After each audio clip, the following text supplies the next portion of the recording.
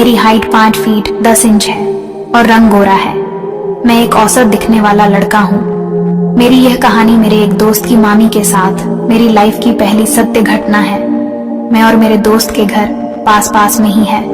हम दोनों में अच्छी दोस्ती है। एक दिन ऐसे ही बात बात में उसने बताया कि उसकी मामी उसके पीछे पड़ी हैं, उसको परेशान करती हैं। तो मैंने कहा, उनका नंबर मुझे दे दो, देखता हूँ कि तेरी मामी चालू है या नहीं। इससे तेरा पीछा भी छूट जाएगा, और यदि वो चालू नहीं हुई तो तू अपने हिसाब से देख लेना कि क्या करना है। दोस्त ने नंबर दिया। मैंने उसके सामने ही मामी को मैसेज किया और मिस कॉल कर दिया। थोड़ी देर में उनका जवाब आ गया और पूछने लगी कि कौन हो और नंबर कहाँ से मिला, पर मैंने कुछ नहीं बताया और कॉल काट दिया। उसके थोड़ी देर बाद वापस कॉल आया और इस बार हमारी बात शुरू हो गई।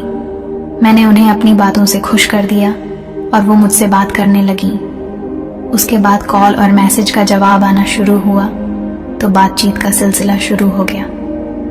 दोस्त की मामी के बारे में बता दूं कि उनकी उम्र 27 साल की रही होगी और उनका एक बेटा है। मामी का फिगर 30 का है।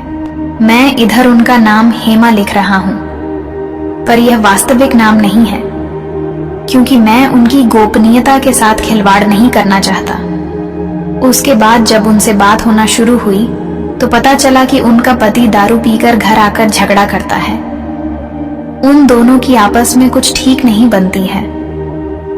हेमा मामी से मेरी दोस्ती आगे बढ़ती रही और धीरे धीरे खुलकर बातें होने लगी, पर अभी तक मैंने उन्हें ये नहीं बताया कि मैं उन्हें जानता हूं और उनसे कैसे जुड़ा, क्योंकि उन्होंने मुझे कभी देखा नहीं था, तो मेरे दोस्त के ऊपर कोई शक भी नहीं हो सकता था।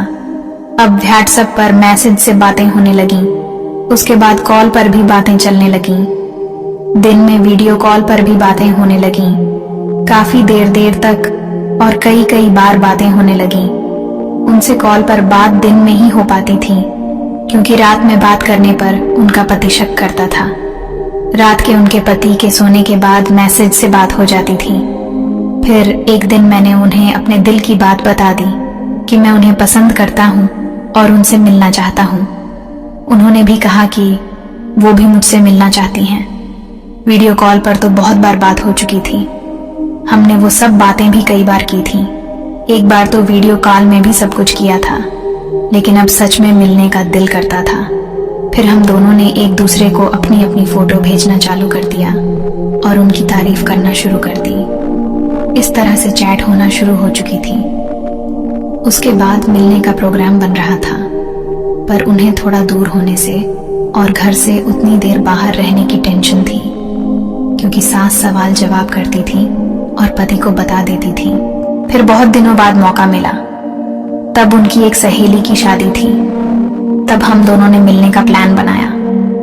मामी ने कहा, मैं शादी का बोलकर चली जाऊंगी और देर शाम तक घर आऊंगी। इसके लिए उन्होंने अपनी सहेली का भी सहारा लिया और उसे अगले दिन घर भी बुला लिया, जिससे ये लगे कि वो उसके साथ ही जा रही है। मैंने उनसे अगले दिन 9 बजे सुबह मिलने को कहा था।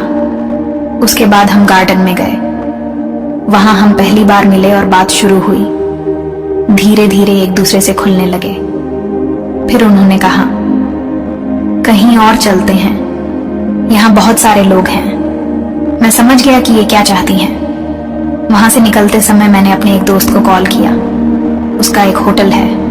उसने कहा, ठीक है, आ जाओ, इंतजाम हो जाएगा। फिर हम दोनों होटल पहुंच गए और सीधे ऊपर के रूम में चले गए। फिर हम दोनों बेड पर बैठ गए। अभी एक अलग माहौल बन गया था। हम दोनों ही हिचक रहे थे। फिर नॉर्मल बातें शुरू हुई तो धीरे धीरे शर्म चली गई। फिर उन्होंने कहा कि क्या तुम मेरे खेत की सफाई करके उसमें बीज डाल सकते हो? तो मैंने कहा, हाँ, मैं कर सकता हूँ। तो उसने बताया कि कई महीने से वो बंजर पड़ी है। तो मैं तुरंत ही उसकी साफ सफाई में जुट गया और अच्छे से हल चलाकर उसमें बीज डाला। इन सब में लगभग 2 घंटे गुजर गए, लेकिन अच्छी तरह से रखवाली की वजह से मामी काफी खुश थी। फिर वो सब के बाद हम दोनों ने एक दूसरे को गले लगा लिया और फिर से मिलने का वादा करके हम अपने अपने घर को निकल गए।